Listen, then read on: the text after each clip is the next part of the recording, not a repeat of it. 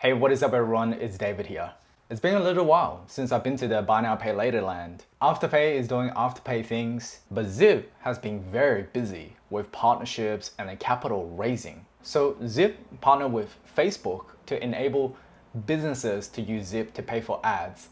And they've also partnered with Harvey Norman, Domayne, Joyce Mayne to enable their customers to buy now pay later. On top of all of that, they just completed a 120 million institutional placement, with 30 million coming very soon from their existing shareholders. Let's be honest, I highly doubt that Zip's existing shareholders will look at their share purchase plan and just simply walk away. And if you're nerdy enough and have paid attention, you would know that Peter and Larry, the co-founders of Zip, in 1st of December 2020, have actually acquired more shares at $6.17. So in this video, I'm gonna share my thinking around all of this and the pros and cons of those partnerships as well. As usual, no, this video is not financial advice or recommendation for you to do anything. It's just general information for entertainment purposes only. But if you do learn something new, consider gently smacking that like button. So without further ado, let's go. Let me start with the Facebook partnership. This was announced on the 11th of December 2020. And the key thing here is that as a business, I can essentially use Zip to pay for my ads on Facebook interest-free. In the announcement, it said that businesses can use ZIP BIZ to pay for ads. But ZIP BIZ is their line of credit product with interest. So I think what they're referring to is ZIP BIZ, which is their cash flow product with no interest or hidden fees for up to $25,000. On top of that, Zip did say in the announcement that this is going to be a staged rollout, starting with Facebook's prepaid advertisers. The timing of this really couldn't get any better. E-commerce brands tend to yield a very high return on ad spend during holiday seasons, especially occasions. My question is, how long will it take Zip to roll the feature out to advertisers beyond Facebook's prepaid advertiser? Since prepaid advertisers tend to be a much smaller subset of the overall Facebook customer base, so the bigger spenders are more likely going to be non-prepaid. Another thing that's not really clear from the announcement is how will Zip generate revenue from this partnership? As it stands, Zip Biz make money three ways. They make money when you enable part pay feature when you're paying a quarter of your statement balance, or via late fees or dishonor fees when payments are rejected by the bank.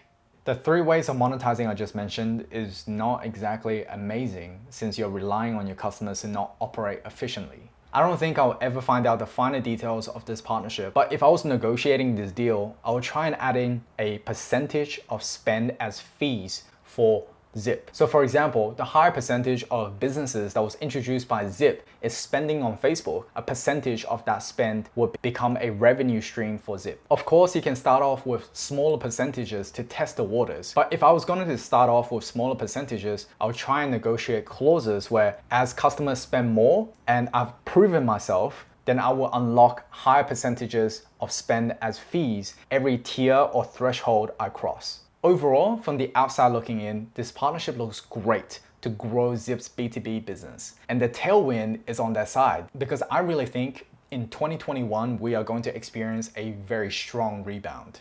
Maybe not every sector, but I'm seeing very strong demand from the food side, especially online alcohol stores. I did get a chance to speak to guys who run marketing teams or growth teams for online liquor stores, and the sales volume is just outright stupid. Next, let's talk about the partnership with Harvey Norman. But firstly, can someone please help me understand in the comments why Harvey Norman is being described as a boomer stock? Is it because they have brick and mortar stores? Regardless, this partnership gives Zip access to Harvey Norman, who has a presence across the world, especially New Zealand and Ireland, who's growing incredibly quickly.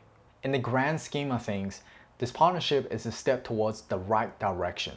And since part of the capital raising is done recently to fuel the growth in UK, building partnerships with business with international presence close to the UK will certainly help with that effort. By the way, if you'd like to see a video on JB Hi-Fi and Harvey Norman, just make sure you gently smack that like button right there. And if it gets smacked 888 times, I'll dedicate a full video on that. If you're wondering why 888 times, that's just because in my culture, 888 means triple your fortune, and it's just a general lucky number.